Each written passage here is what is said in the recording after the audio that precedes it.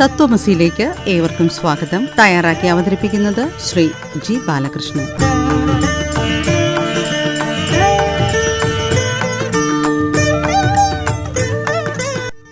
ഓം നമോ നാരായണായ. ഇന്നത്തെ തത്വമസിയിൽ വേദസ്തുതിയുടെ തുടർച്ചയായി ഭക്തി മാർഗത്തിനെ കുറിച്ച് ചിന്തിക്കാം. ഭക്തി മനുഷ്യജന്മം സിദ്ധിച്ചവർക്ക് ദുഷ്പ്രാപ്യമായ ഒന്നല്ല. എന്നിരിക്കലും ചിലർ ദേഹോഹം എന്ന ബുദ്ധിയാൽ ഭക്തിവിമുഖരായി കാലം കഴിക്കുന്നു. അവരുടെ സ്വച്ഛാവസ്ഥയെ വെളിപ്പെടുത്തുകയാണ് ഇവിടെ ചെയ്യുന്നത്. ഈശ്വരനെ സേവിക്കുന്നതിന് പ്രയോജകീഭവിക്കത്തക്കവണ്ണം ജീവന് സിദ്ധിച്ച ഈ മനുഷ്യ ശരീരം ആത്മാവ്, ബന്ധു, സ്നേഹിതൻ എന്നിവരെ പോലെ സ്വാധീനമായി എപ്പോഴും പ്രവർത്തിക്കുന്നു. ഈശ്വരനാകട്ടെ ജീവനെ അഭിമുഖീകരിച്ച് അനുഗ്രഹിക്കുവാൻ ഉത്സുകനുമാണ്. ജീവന്റെ ഹിതാനുവർത്തിയും ഇഷ്ടപ്രദനും ആത്മാവുമാണ്. എന്നിരുന്നിട്ടും മനുഷ്യൻ ഈശ്വരനെ സ്നേഹിക്കാതെ ദേഹാദികളെ ലാളിച്ചുകൊണ്ടിരിക്കുന്നു. ഈ ദേഹാദികളോ നശ്വരങ്ങൾ, വെറും മിഥ്യകൾ. മനുഷ്യൻ്റെ ആത്മഹത്യാപരമായ ഈ പ്രവൃത്തിയെ പറ്റി കഷ്ടാൽ കഷ്ടതരമെന്നല്ലാതെ മറ്റെന്തു പറയാം? ആത്മാവിനെ വിസ്മരിച്ച് ദേഹാദി സംപോഷണ വാസനയോടെ കഴിയുന്നവർ പലതരം നീചയോനികളിൽ ജനിച്ചും മരിച്ചും ഈ ഭയാനകമായ സംസാര ചക്രത്തിൽ പെട്ട് തിരിയുന്നു. അവർ ഒരിക്കലും അതിൽ നിന്ന് മുക്തരാകാൻ പോകുന്നില്ല. ലോകനായക ആത്മസ്വരൂപനുമായ ഈശ്വരൻ നമ്മുടെ മനസ്സ്, അദ്ദേഹത്തിൻ്റെ മനസ്സ് ഈ ജന്മത്തിൽ തന്നെ രമിക്കട്ടെ. ഇപ്രകാരമുള്ള മനുഷ്യജന്മം ഇനി നമുക്ക് എന്ന് ലഭിക്കുവാൻ പോകുന്നു? ഭക്തിയുടെ അംശം എന്ന നിലയ്ക്ക് ധ്യാനയോഗത്തിൻ്റെ അനുഭവത്തെ നമുക്ക് ഇവിടെ പ്രതിപാദിക്കാം. യോഗിമാർ പഞ്ചവൃത്തികളെ അടക്കി സുദൃഢമായ യോഗാഭ്യാസ മാർഗത്തിലൂടെ ഈശ്വരനെ ഹൃദയാന്തരത്തിൽ ധ്യാനിച്ച് സൽഗതി നേടുന്നു. ഇതേ സൽഗതി തന്നെ ഈശ്വരനിൽ ബദ്ധശത്രുത്വം ഉള്ളവർക്കും വിദ്വേഷകൃതമായ നിത്യസ്മരണം നിമിത്തം ലഭിക്കുന്നുണ്ട്. അജ്ഞാനത്താൽ ഈശ്വരനിൽ പരിച്ഛിന്നമൂർത്തിയായി കരുതി ഈശ്വരൻ്റെ ദീർഘകോമളങ്ങളായ തൃക്കരങ്ങളെ കൊണ്ടുള്ള സമാശ്ലേഷത്തെ നനച്ചുകൊണ്ടിരിക്കുന്നു. സ്ത്രീകൾ ഈശ്വരനെ അപരിച്ഛിന്നമൂർത്തിയായി കണ്ട് തൃപ്പാദകമലത്തിലെഴുന്ന അമൃത രസങ്ങളായി ഭവിച്ചിരിക്കുന്ന ശ്രുതിദേവികളായ ഈ സ്ത്രീകളും ഈശ്വരന് ഒരുപോലെയാണ്. ഭക്തി, ദ്വേഷം, കാമം, ജ്ഞാനം എന്നിവയിൽ ഏതുകൊണ്ടായാലും മനോവൃത്തി നിന്തിരുവടിയിൽ ഈശ്വരനിൽ ചേർന്നിരുന്നാൽ മതി. ബ്രഹ്മാത്മൈക്യ ലക്ഷണമായ സൽഗതി ഉണ്ടാവും.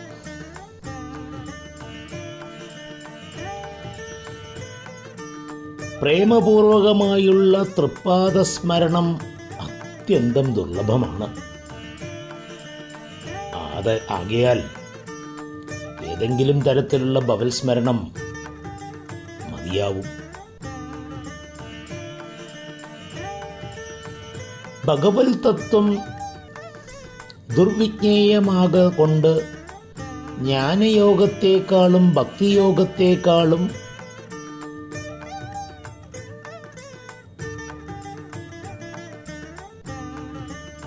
ഭക്തിയോഗത്തെ സ്വീകരിക്കുന്നത് തന്നെയാണ് ഉത്തമ പക്ഷമെന്ന് നമുക്ക് ഇവിടെ പ്രതിപാദിക്കാം.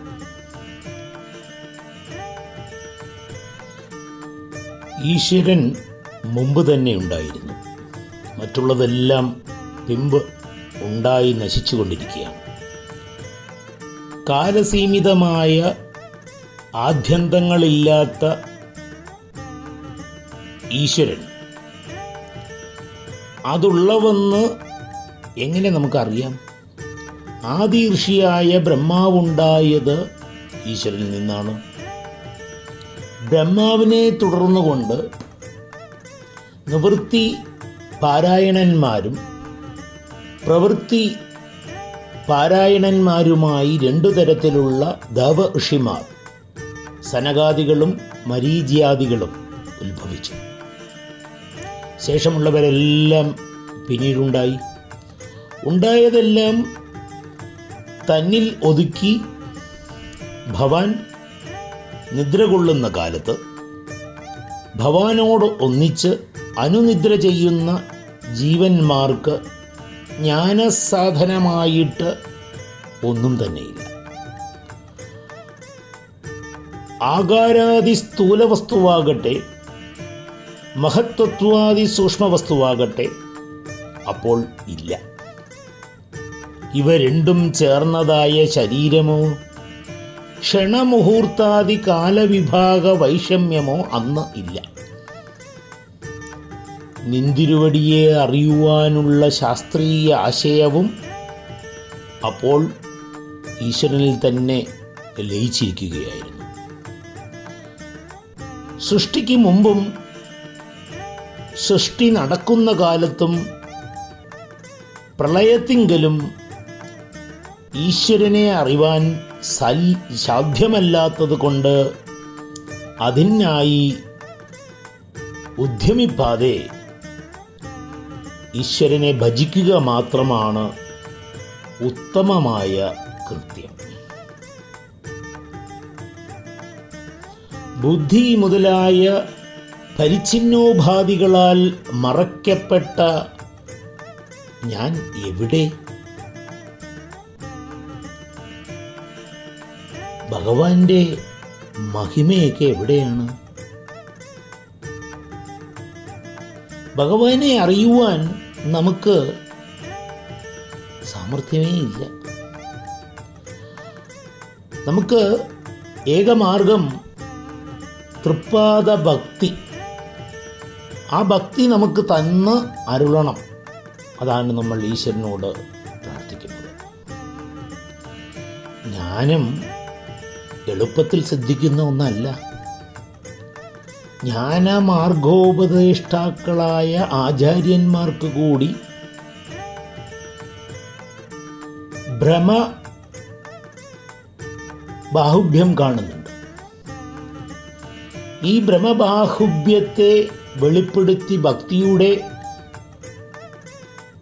സുഗമ്യതയെ വ്യംഗ്യമായിട്ട് നമുക്ക് ഇവിടെ ഉത്ബോധിപ്പിക്കാം. വൈശേഷികന്മാർ ലോകോൽപത്തിക്ക് കാരണമായി അതിൻ്റെ പ്രാഗഭാവത്തെ കാണുന്നു. നൈയായികന്മാർ, അതായത് ഗൗതമ പക്ഷക്കാരായ തത്വജ്ഞാനികൾ, 21 വിധത്തിലുള്ള ദുഃഖം നശിക്കുകയാണ് മോക്ഷമെന്ന് കരുതുന്നു. സംഖ്യന്മാർ ജീവാത്മാക്കൾക്ക് അന്യോന്യഭേദം കൽപ്പിക്കുന്നു.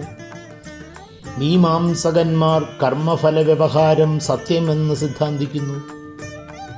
അസദ്വാദികളും സത്വാദികളും ഭേദവാദികളും കർമ്മവാദികളുമായ ആചാര്യന്മാരുടെ ഉപദേശം ഭ്രമമൂലകമാണെന്നും അവർക്ക് യഥാർത്ഥമായ തത്വദർശനം ലഭിച്ചിട്ടില്ലെന്നും ധരിക്കണം. ജീവൻ സത്വാദി ഗുണങ്ങൾക്ക് അധീനനാണെന്ന് കാരണത്തെ മുൻനിർത്തി ജീവാത്മാക്കൾക്ക് ഭേദമുണ്ടെന്ന് വ്യവഹരിക്കുന്നതും ഈശ്വരൻ്റെ സ്വരൂപമറിയാത്തതും കൊണ്ടാകുന്നു. എന്നാൽ ഈ അറിവില്ലായ്മ, അബോധം ആത്മാവിനെ സംബന്ധിച്ചിടത്തോളം ഉള്ളതല്ല. അജ്ഞാനത്തിൽ നിന്നും പരമമായി വിശുദ്ധജ്ഞാനഘനമായിരിക്കുന്ന ആത്മാവിൽ, അതായത് ഈശ്വരനിൽ, അത് സംഭവിക്കുന്നതല്ലല്ലോ. ജഗത്തിൻ്റെ അസദ്ഭാവത്തെയും ജീവൻ്റെ ത്രിഗുണാധീനതയെയും നിഷേധിക്കുന്നതായാൽ ജഗത്ത്, ജീവൻ, ഈശ്വരൻ എന്നീ മൂന്ന് ഘടകങ്ങളും ഒന്നാണെന്ന് വരും. അത് ശരി തന്നെ. പക്ഷേ തോന്നുന്നത് നമുക്ക് അങ്ങനെയല്ലല്ലോ. അതെന്തുകൊണ്ടാണ്? ഈ ത്രിഗുണാത്മക ജഗത്ത് മനസ്സിൻ്റെ കൽപ്പനയാകുന്നു. മാത്രമല്ല ജീവസ്വരൂപം കൂടി അതാണ്. ജഗത്തും ജീവനും ഇത് എന്നത് അഹങ്കാരം, ഞാൻ എന്നുള്ളത് മാനസ കൽപ്പനാമാത്രങ്ങളാകിയാൽ മിഥ്യകളാകുന്നു ജഗത്തും ജീവനും. പരമാത്മതത്വ ആയ നിന്തിരുവടി ഈശ്വരൻ മാത്രമാണ് യാഥാർത്ഥ്യം. അതൊന്നേ സത്യമായിട്ടുള്ളൂ. ജഗത്തും ജീവനും ആ സത്യത്തിന്മേൽ അധിഷ്ഠിതങ്ങളാകയാൽ അവയും സത്യത്വേന പ്രതിഭാസിക്കുന്നു. അധിഷ്ഠാനത്തിൻ്റെ സ്വഭാവം അധിഷ്ഠേയങ്ങളിലും കാണുകയാണ്. കൽപ്പനാനുവൃത്തി വന്ന ആധ്യാത്മജ്ഞാനികൾ ഈ ജഗത്തിനെയും ജീവനെയും തള്ളി നീക്കാത്തത് അവർ പരമാത്മത്വേന അവയെയും കാണുകയാൽ ആകുന്നു. സ്വർണത്തിൻ്റെ വികാരങ്ങൾ, സ്വർണനിർമ്മിതങ്ങളായ വളയും തളയും എല്ലാം വാസ്തവത്തിൽ സ്വർണം തന്നെയാണല്ലോ. അവയെ സ്വർണമായി സ്വീകരിക്കുവാൻ വൈഷമ്യമെന്തുള്ളൂ? ആകയാൽ പരമമായ അധിഷ്ഠാന സത്തയിൽ മനസ്സിനാൽ കൽപ്പിതമായ അസത് പ്രപഞ്ചവും അതിൽ ഉൾച്ചേർന്ന് ജീവതത്വവും ശരിക്കും പരമാത്മാവ് തന്നെയെന്ന് ആത്മജ്ഞാനികൾ അങ്ങ് നിർണയിച്ചു. സ്വഭാവേന അസത്യമായി ഈ ജഗത്ത് യാതൊരുവനാകുന്ന സത്യത്തിന്മേൽ അധിഷ്ഠിതമാകയാൽ സത്യമായിട്ട് തോന്നുന്നുവോ? ഈ അസത്യപ്രപഞ്ചത്തിൽ യാതൊരുവൻ സത്യമായി പ്രകാശിച്ചു കൊണ്ടിരിക്കുന്നുവോ? ആ ഭഗവാനെ ഭജിക്കണം.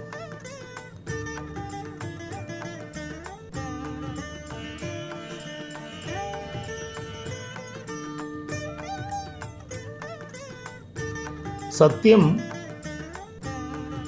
ജ്ഞാനമനന്തം ബ്രഹ്മ ഇത്യാദി ശ്രുതി വചനങ്ങളുടെ പരിചിന്തനത്താൽ ബ്രഹ്മജ്ഞാനം സുഖരമാണെന്നിരിക്കെ പിന്നെ ഭക്തിയാൽ സാധിക്കേണ്ടത് എന്തുണ്ട്? സർമാത്മഭാവേന നിന്തിരുവടിയെ ഭജിക്കുന്നവർ മാത്രമേ മൃത്യുവിനെ കീഴടക്കുന്നുള്ളൂ. അങ്ങനെയല്ലാത്തവർ എത്ര തന്നെ വേദാർത്ഥജ്ഞന്മാരായ പണ്ഡിതന്മാരായാലും ശരി, ഈശ്വരൻ അവരെ വേദോക്തങ്ങളായ വിധി നിഷേധവാക്യങ്ങൾ കൊണ്ട് പശുക്കളെപ്പോലെ കെട്ടിയിടുന്നു. നേരെ മറിച്ച് ഈശ്വരനിൽ പ്രേമഭക്തിയുള്ളവർ ആ പ്രേമഭക്തിയാൽ തന്നെ ആത്മശുദ്ധി നേടുന്നതാണ്. അവർ മറ്റുള്ളവർക്കും ആ ആത്മശുദ്ധി ഉണ്ടാക്കി കൊടുക്കും. ഭക്തി വിമുഖന്മാർക്ക് ഇത് സാധ്യമാകയില്ല. ഓം നമോ നാരായണായ. ഓം നമോ ഭഗവതേ വാസുദേവായ.